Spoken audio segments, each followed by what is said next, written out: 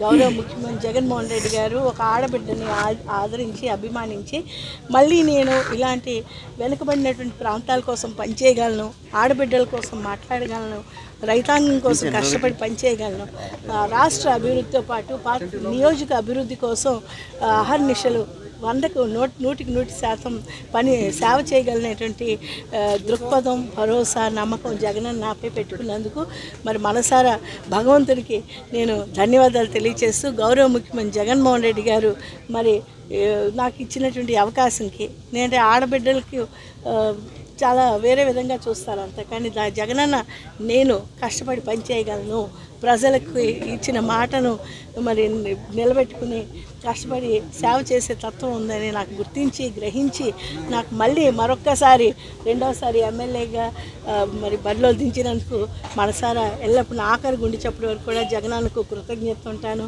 భగవంతునికి కృతజ్ఞత తెలియజేస్తాను. నా రాజకీయ ప్రవేశం నాకు చేయించినటువంటి నా భర్త కీర్తిశేషులు నాగభూషణరావు గారికి మరి మరొకసారి నేను ధన్యవాదాలు అర్పించుకుంటున్నాను. అలాగే గౌరవ నాయకులు, గౌరవ ప్రజలు ఎప్పుడు కూడా నన్ను ఎంతో ప్రేమతో అభిమానంతో ఒక అక్క చెల్లెల కన్నా ఎక్కువగా చూసి నాలో ధైర్యాన్ని నింపారు, సాహసాన్ని నింపారు.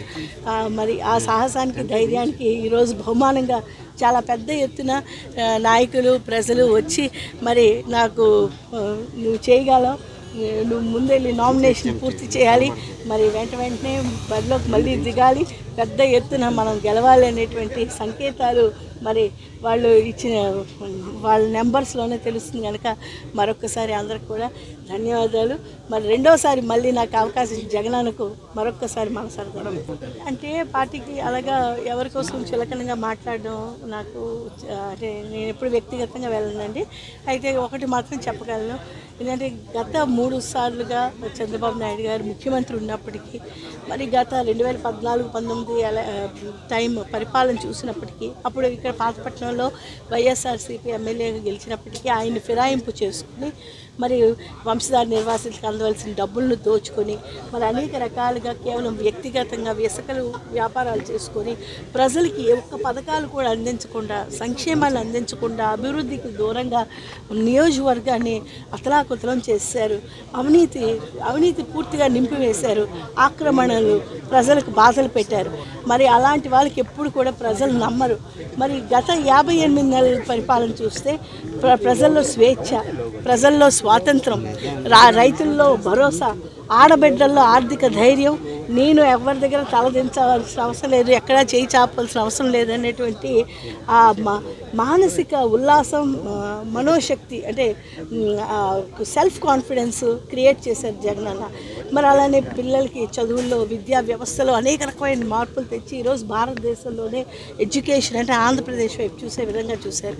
అలా హెల్త్ చూస్తే ఏ ఒక్క ప్రైవేట్ గవర్నమెంట్ హాస్పిటల్కి వెళ్ళండి, ఒక్క పోస్ట్ కూడా ఖాళీ లేకుండా ఒక 55,000 56,000 మందిని అంటే డాక్టర్, సూపర్ స్పెషలిస్ట్ దగ్గర నుంచి, డాక్టర్స్ దగ్గర నుంచి, హెడ్ నర్సెస్ దగ్గర నుంచి, నర్సెస్ దగ్గర నుంచి, ల్యాబ్ అసిస్టెంట్ దగ్గర నుంచి, మరి ఎక్స్రే అసిస్టెంట్ దగ్గర నుంచి ప్రతి ఒక్కటి, పారామెడికల్ స్టాఫ్ అన్నిటినీ కూడా నింపివేసి ఆరోగ్య సురక్ష ప్రజలకు అందిస్తూ ప్రతి ఒక్కరికి డేటా డీటెయిల్గా సచివాలయంలో ఇలా కొడితే చాలు వాళ్ళ తాలూకా డేటా అంతా వచ్చేస్తుంది. మరి ఆరోగ్యశ్రీ పథకాన్ని కూడా చూసుకుంటే భారతదేశంలో 28 రాష్ట్రాల నుండి మరి 8-9 పైన కేంద్రపాలిత ప్రభుత్వాలు ఉన్నప్పటికీ కూడా ఎక్కడా లేని విధంగా 25 లక్షల వరకు ఆరోగ్యశ్రీ పథకం వర్తిస్తుంది అని ప్రజలకి ఒక ధైర్యాన్ని ఇచ్చి, పేదరికం, ఆరోగ్యం బాగాలేకపోతే మీరు ఇళ్లలో చనిపోకూడదు అని ఏ విధంగా రాజశేఖర రెడ్డి గారు చెప్పారో మరి అంత మించి జగనన్న చేసిన ఈ ఘనకార్యం ప్రజలు చాలా నమ్ముతున్నారు. ఈరోజు చాలా ఆనందంగా ఉన్నారు.